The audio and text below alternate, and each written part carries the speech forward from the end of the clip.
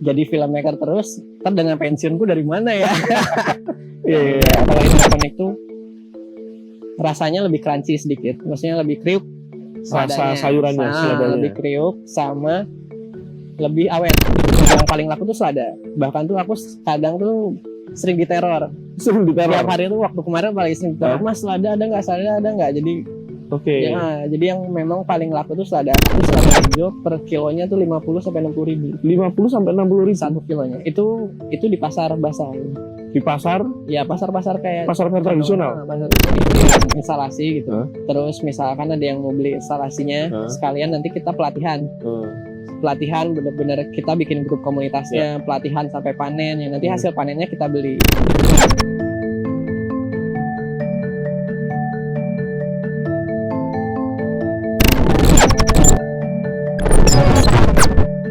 Sobat Culture, ketemu lagi dengan Culture Shop. Hari ini saya ada di sebuah daerah di Yogyakarta, di daerah bernama Kadisoko. Kalau orang-orang atau teman-teman hobi mancing di kolam, pasti akrab dengan daerah ini. Dan hari ini kita akan ngobrol dengan seorang petani muda, tapi dia juga seorang filmmaker yang bertani hidroponik. Ceritanya itu dia dari sebuah kamar kos, ya, hanya bermodal 2 meja, dengan lubang tanaman itu sekitar 200 lubang. Sekarang itu dia bisa mengembangkan menjadi 17.000 lubang. Bersama saya, Adam Yardo. Najam. Iya. Najam ini teman lama ya, yang saya kenal dulu itu sering ke rumah saya dengan teman-temannya ngobrol film. Iya. Sampai kemudian saya dengar dari teman itu, Mas Najam cari lahan 2 hektar gitu kan. Kan 2 hektar. Dan ketika saya melihat ke sini sangat luar biasa, Mas Najam. Ya. Hidroponik ya? Ya, hidroponik. Bener ya, sekarang ada 17.000 lubang? Bener? Ya, 17.000 lubang dewasa. Yang untuk dewasa ada sekitar 17.000 lubang. Itu kalau panen bisa berapa kilo, Mas Najam? Kita tuh per hari itu panennya kalau lagi bagus tuh bisa sampai 100 per hari. 100 kilo? 100 kilo per hari. 100 kilo per hari? Ya, itu maksimal paling bagusnya. Paling bagusnya ya? Dan pasti laku? Sejauh ini Alhamdulillah. Oke. Nah, tapi menarik bagaimana kemudian perjalanan Mas Najam ini yang saya kenal sebagai seorang filmmaker kemudian justru menekuni hidroponik, Mas Najam. Iya. Ceritanya gimana tuh? Ya dulu tuh benar tadi dijelasin Mas Agung tuh, aku dulu tuh di atas kos-kosan gitu bareng teman-teman kan. Dulu satu kontrakan tuh pas jadi kos-kosan tuh teman-teman semua. Kita kita bikin hidroponik di atas. Gara-gara dulu kita juga sama. Kita tuh dulu tuh aku kerja di media digital, punya channel YouTube pertanian juga. Ini Tani. Sering ketemu sama petani-petani kok sukses-sukses ya petani. Terus saya bikin nyoba. Terus ternyata teman juga yang di Jakarta waktu pandemi juga sama nanam hidroponik. Terus kita chat-chatan, "Yuk Mas, kita serius." Kayak teman juga filmmaker di Jakarta. Dia punya production house Jakarta. Oh, cuma production house juga. Nah, tapi kemudian melihat sisi ekonominya ya, artinya kan di kamar kos tuh, itu bener hanya 200 lubang atau 2 meja itu? Iya, sekitar 200 lubang. Ya, terus kemudian berpikir bahwa ini ada uangnya nih, gitu kan? Apa yang membuat berpikir seperti itu? Pertama tuh ya pas 200 tuh kan kita permintaannya ternyata banyak waktu kita keluar, terutama selada ya. Selada tuh permintaannya banyak, tapi karena tapi harga jual di Jogja tuh kan rendah banget kan. Jadi selada tuh jualnya harga rendah banget, tapi pasarnya besar. Berarti yang kita mainin tuh harus quantity. Maksudnya kalau cuma 200 ini enggak ini. Terus akhirnya ngobrol sama temen, masuk juga gitu. Jadi kayak ternyata secara peluang tuh oke banget nih selada nih. Aku dari riset ke pasar kan, kebutuhan selada hijau di Jogja tuh per harinya tuh kalau nggak salah dulu berapa, aku lupa, 1 ton atau apa. Maksudnya sebanyak itu gitu. Per hari itu ya? Per harinya. Oke. Jadi itu ya, tapi aku lupa itu. Kalau nggak salah itu 1 ton. Makanya kita berani gitu. Itu tahun berapa berarti itu? Itu tuh pas pandemi. Aku mulai itu 2000 20 atau 21 gitu lupa. 2020 2021. Ya 2021 kayaknya. Itu berarti masih ini ya, pandemi masih tinggi-tingginya ya. Itu baru-baru mulai belajar. Karena kan pas segitu kan film nggak ada sama sekali ya. Nggak produksi ya, tiarap semua ya. Semua tiarap, nggak ada syutingan. Kita, waduh gimana ya, kita kan hidup dari proyekan ya. Hidup dari callingan ya. Dari situ tuh kerasa, aku kalau misalkan jadi filmmaker terus, ntar dengan pensiunku dari mana ya? Iya. Ya terus kemudian memutuskan dengan teman ini, oke nih diseriusin nih gitu kan. Itu gimana? Ya pertama tuh teman kan, kalau teman kan memang dia udah di production house-nya udah lama, dia lebih udah lebih dewasa lah. Iya. Kalau dia ngelihat peluangnya karena kalau kata dia tuh karena statistik pada saat pandemi yang stabil bahkan naik itu kan cuma pertanian kan, yang lain kan turun kan. Iya. Nah, akhirnya kayaknya ini bagus nih buat kedepannya, buat investasi jangka panjangnya pertanian. Terus aku juga waktu aku bikin YouTube yang tentang pertanian itu, kebanyakan tuh yang tua-tua, yang besar, yang muda tuh garang. Berarti kan sebenarnya secara regenerasi kan sedikit kan. Oke. Berarti peluangnya juga sebenarnya ini regenerasi sedikit, pasarnya banyak gitu. Oke, berarti kalau tadi ngomong pensiunnya kalau dari ya pertanian ya. Iya, ini kan tadi jadi punya production house terus channel YouTube petani. Di sana banyak kan petani-petani tua gitu kan. Ya, yang di Jogja. Yang di Jogja ya. Nah, itu kemudian terinspirasi untuk kemudian kenapa nggak memulai dari situ. Nah, langkah pertama apa yang kemudian saat itu dilakukan sama temen tuh? Sama temen yang di Jakarta. Yang di Jakarta. Dia sebenarnya nggak. Kalau temen di Jakarta cuman kita development riset pasarnya dulu kan. Riset pasar, terus kita juga kan, aku juga baru kan. Untuk mulai segede gini kan, aku juga butuh mentor lah, butuh pendampingnya. Kita nyari mentor buat ngedampingin kayak gitu. Terus sampai kemudian memutuskan cari lahan gitu kan? Ya pada saat hasil risetnya, hasil developmentnya, wah ternyata meyakinkan gitu di Jogja gitu. Ternyata permintaannya sebanyak itu di Jogja. Akhirnya kita mulai cari lahan. Mulai cari lahan tuh di 2022.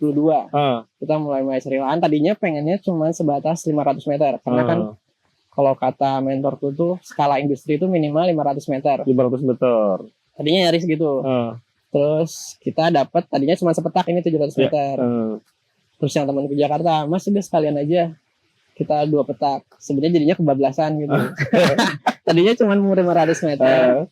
Cuman ya itu. Ini jadi berapa sekarang? Berapa meter ini? Sekarang 1450 meter. 1450 ya, meter. Ya, ini 1450. Oke. Meter. Nah, itu kemudian modalnya dari Mas Najam sendiri atau teman-teman? Sebenarnya modalnya full dari temanku yang di Jakarta. Jadi itu temanku yang di Jakarta, dia modalnya. Terus sama kalau sahamnya tuh ya maksudnya modalnya dari dia, terus aku yang ngejalanin. Oke. Nah, ya aku tahu lah infrastruktur hidroponik itu kan nggak murah ya. Iya. Terus sampai kemudian produksi panen pertama berhasil nggak? Agustus panen pertama berhasil, cuman pasarnya kan kita baru ngebangun kan. Agustus panen pertama berhasil, September awal tuh berhasil. Untuk panen berhasil, penjualan tapi kita masih merangkak. Nah, Oktober penjualan kita udah mulai banyak, maksudnya permintaan banyak gitu, bahkan 100 kilo per hari itu udah bisa gitu kita. Tapi pas Oktober tuh malah produksinya menurun. Menurun karena El Nino itu. El Nino itu gelombang panas bulan ini. Iya, gelombang panas. Semacam itu ya. Itu semua kena. Sejauh ini teman-temanku petani hidroponik semuanya kena. Bahkan sampai detik ini tuh masih ada yang kena. Ada beberapa yang bahkan tutup kebunnya. Tadi deh masa-masa indah awal-awal kan, berarti awal-awal ini langsung indah kan ya? Iya, awal-awal langsung indah. Itu kan mencari pasar juga, tapi ternyata dapat pasarnya dapat. Harganya itu harganya masih di antara 20 sampai 21 ribu per kilonya. Untuk petani itu kan biasanya yang dikeluhkan itu kan soal harga gitu kan. Terus ada panen raya, anjlok, terus kemudian serangan hama lah dan sebagainya. Itu mengalami nggak gitu kan?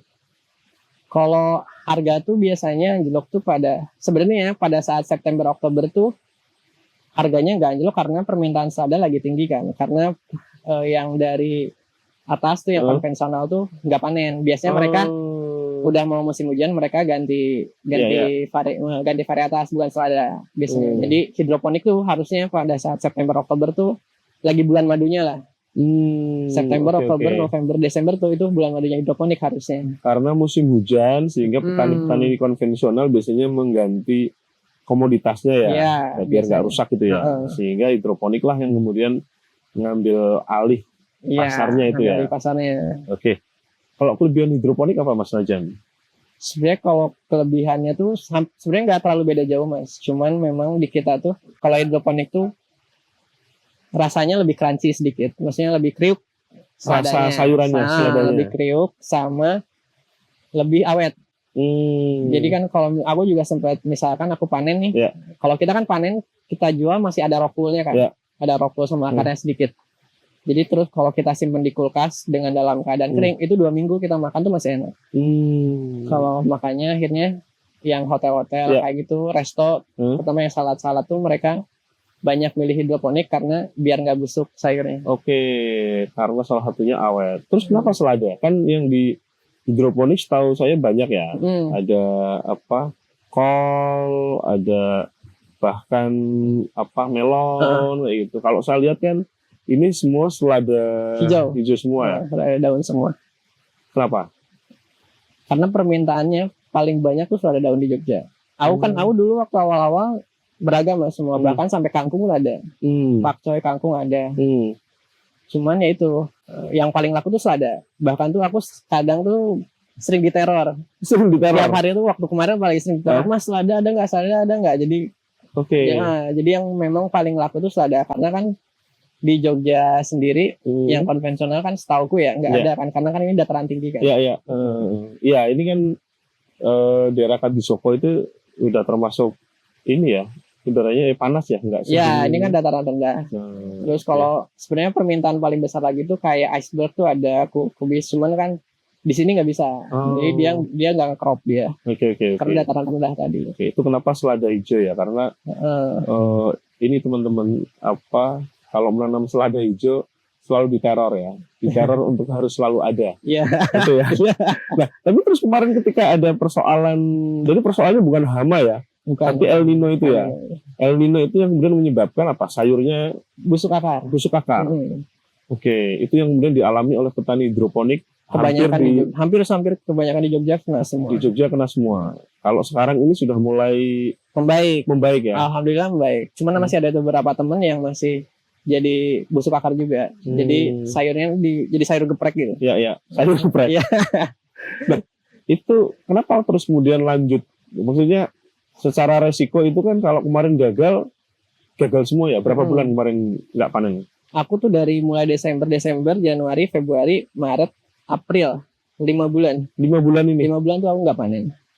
Itu gimana perasaannya? Itu pertanyaan bodoh ya. Wah, tiap kebun nangis. Ya, tapi artinya kenapa terus lanjut gitu loh? Karena maksudnya kenapa kita masih optimis ya aku sama temanku padahal kan temanku yang mengeluarkan uang lebih banyak kan daripada aku kan. Dia paling optimis malah karena pasarnya maksudnya kita tahu pasarnya tuh bagus gitu. Karena kita tahu permintaannya tuh banyak.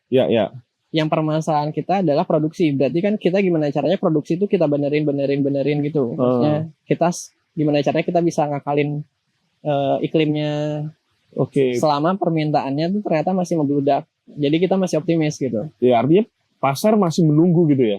Iya. Karena harganya itu kalau aku lihat ya di bulan-bulan kemarin itu sempat tinggi banget ya. Iya, kemarin Idul Fitri itu selada hijau per kilonya tuh 50 sampai 60 ribu. 50 sampai 60 ribu 1 kilonya. Itu di pasar basah. Di pasar? Iya, pasar-pasar kayak pasar tradisional. Pasar tradisional itu 50 sampai 60 lah. Itu tinggi banget ya. Iya, tinggi. Karena pas Idul Fitri kemarin tuh. Tapi masih ada yang mencari. Masih ada. Tetapi kalau sekarang udah mulai turun. Sekarang di harga normal lagi sih 25, 21 sekarang. Iya. Artinya kemudian tetap menanam itu karena pasar menunggu ya. Dan teman yang mengeluarkan uang masih Ya. masih semangat ya. Kalau dia nggak semangat aku bingung. Hama nggak jadi masalah, Mas? Sejauh ini alhamdulillah belum. Semoga enggak lah. Ya semoga enggak lah. Enggak masalah. Ya, berarti hama nggak menjadi persoalan. Persoalannya adalah lebih kepada Busuk akar.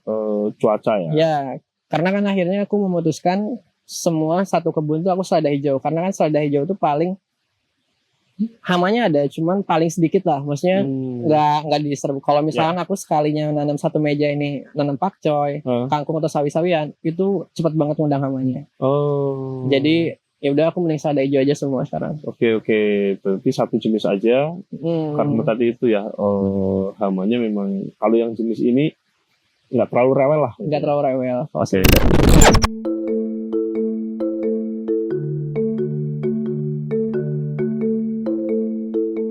Mulai berhasil yang mana di sana ya? Ya, yang paling bagus yang sana meja 1, 2, 3. Gitu.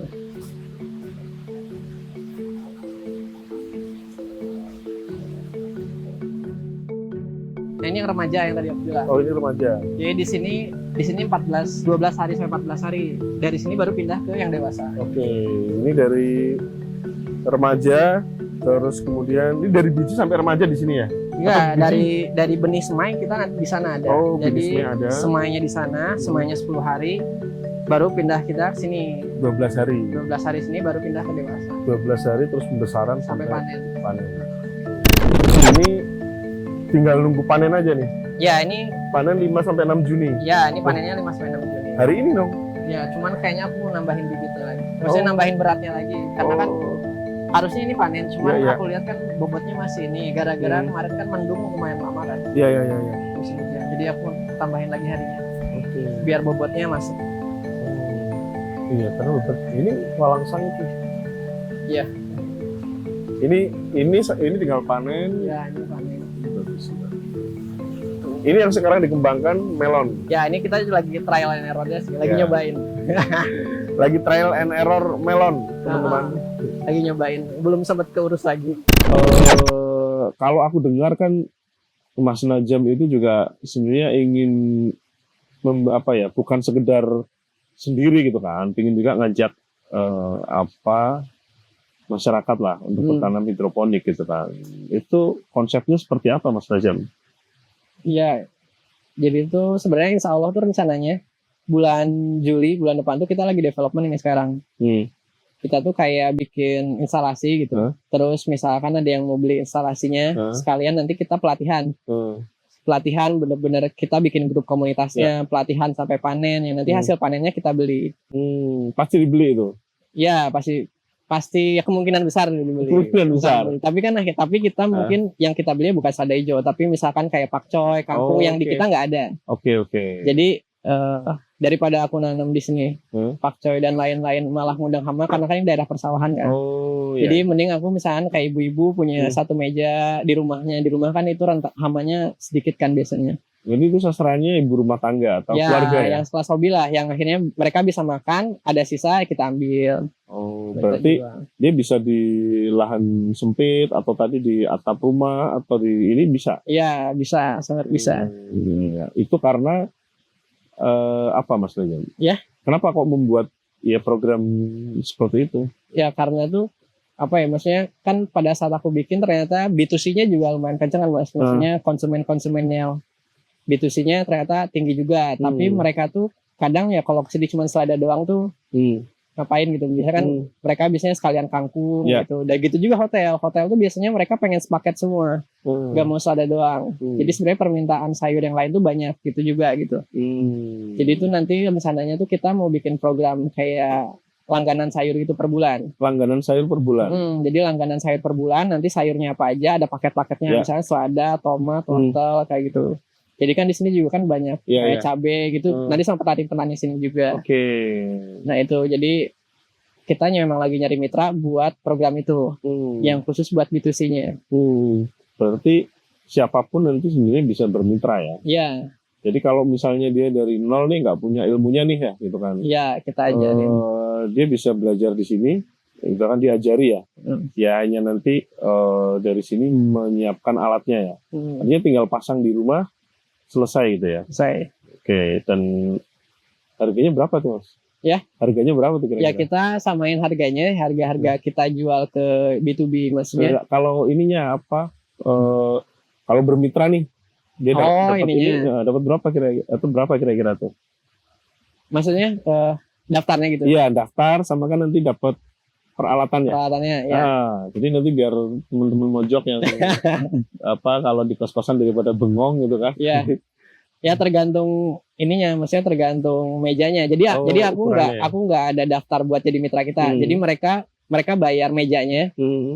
Misalkan harga mejanya itu kan variabel kan, ada yang dari 1 juta sampai 2 juta.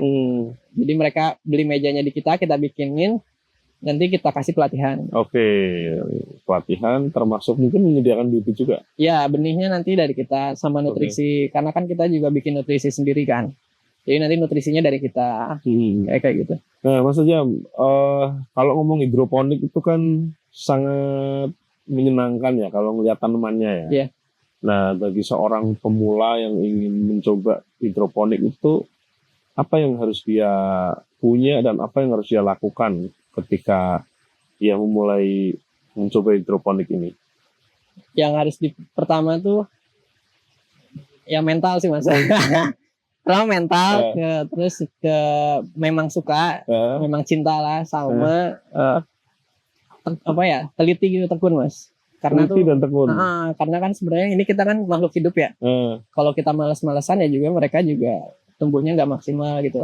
Kalau kita nggak ngecek pH-nya, nggak ngecek airnya, nggak ngecek daunnya ada masalah atau enggak, dan itu kan tiap hari harus kita kontrol kan. Iya. Nah itu kalau nggak kayak gitu ya, kalau cuma nanam doang itu juga hasilnya kurang bagus. Oke. Tapi film masih jalan nggak? Film masih jalan, ini masih jalan. Nah terus gimana ngaturnya nih antara tanaman dan film? Ya sebenarnya ngaturnya tuh apa ya, kayak karena di sini kan aku ada, maksudnya nggak sendiri kan, memang ada tim juga kan. Jadi memang pada saat aku di film, aku ada orang-orang aku percaya buat ngejalanin di sini. Jadi memang secara waktu sebenarnya masih bisa ya. Ya kalau kayak dulu di kos-kosan itu juga apakah full ya? Artinya kan cuma dengan 2 meja pasti nggak bisa untuk sehari-hari kan. Artinya ini kan bisa buat sambilan atau dilakukan oleh anak-anak kos atau mungkin ibu rumah tangga.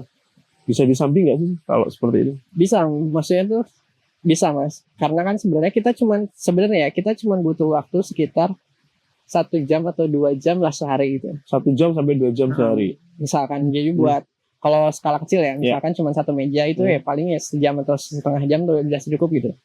Pagi-pagi kita ngecek nutrisinya, airnya, aliran airnya sama sayurnya. Kalau misalkan airnya berkurang, tambahin, ppm-nya kurang, tambah nutrisi, udah segitu doang sebenarnya. Tapi itu harus dilakukan tiap hari. Kadang kan orang tuh bosan yang ngelakuin itu setiap hari itu terus akhirnya nggak diapa-apain. 1 meja itu bisa berapa lubang sayur tuh? Itu tergantung. Kalau yang aku dulu kan sekitar 200. Ada yang 100, ada yang 200. 200 itu kalau panen berapa kilo tuh? Ya kita hitung kalau selada hijau 1 lubangnya tuh 1 kilonya tuh kisaran di rata-ratanya di 7 misalnya. 7 lubang tuh 1 kilo. 7 lubang 1 kilo. Rata-ratanya misalnya. Ya bagi 200 tuh berapa? 200 bagi 7. 10, 20, ya 30-an lah ya. Ya 30, ya sekitar 30-an 30 kilo lah. Ya lumayan lah untuk jajan sama hidup sehat lah. Penting itu ya. Ya, bisa dimakan ya. Bisa dimakan sendiri ya. Oke. Ini kelebihan dari hidroponik adalah sedikit crunchy ya. Ya, sedikit crunchy. Sedikit crunchy dan ya namanya selada biasanya kan dimakan mentah ya. Ya. Kita coba deh. Ini yang mana Mas? Yang daun muda atau daun tua Mas? Yang masih muda. Saya sukanya yang daun muda sih. Ya, bebas Mas. Cobain aja. Aku coba ya, katanya itu lebih crunchy.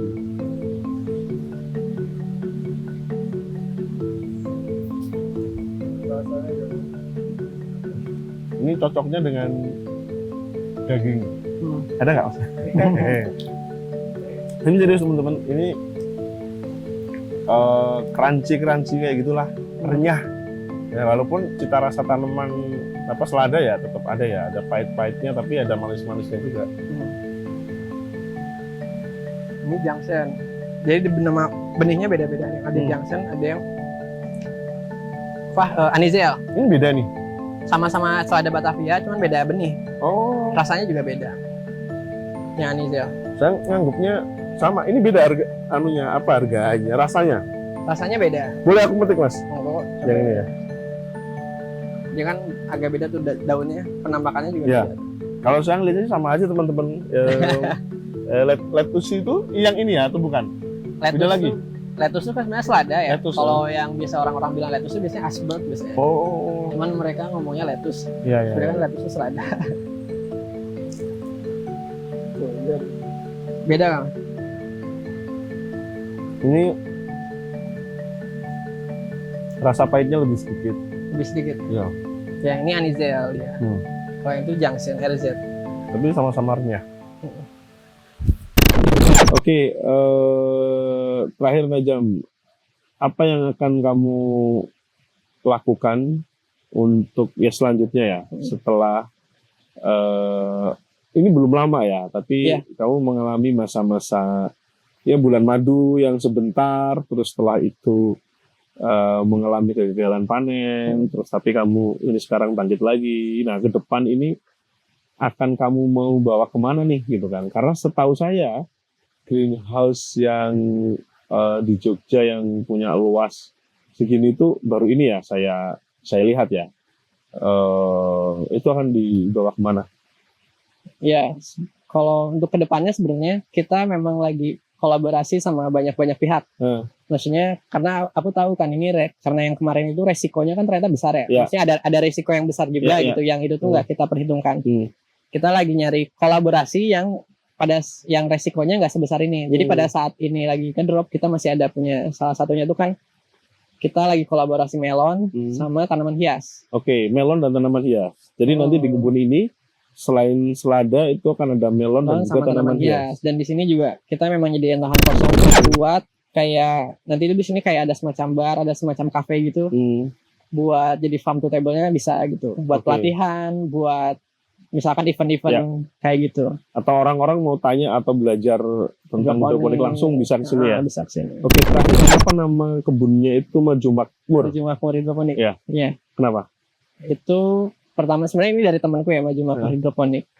Karena tuh kalau filosofi dari dia, karena dia pengennya tuh gak cuman perusahaannya aja yang maju, tapi yang ikut membantu usaha ini itu juga makmur. Oke. Jadi namanya Maju Makmur. Kenapa itu Maju Makmur ya? Oke. Sobat Culture, tadi kita sudah ngobrol-ngobrol dengan Mas Najam. Dia membuka ruang buat siapa saja yang ingin belajar hidroponik, bahkan berkolaborasi ya untuk bagaimana sama-sama seperti nama usahanya maju dan makmur. Oke, sekian dari saya. Sampai ketemu lagi di Culture Shop.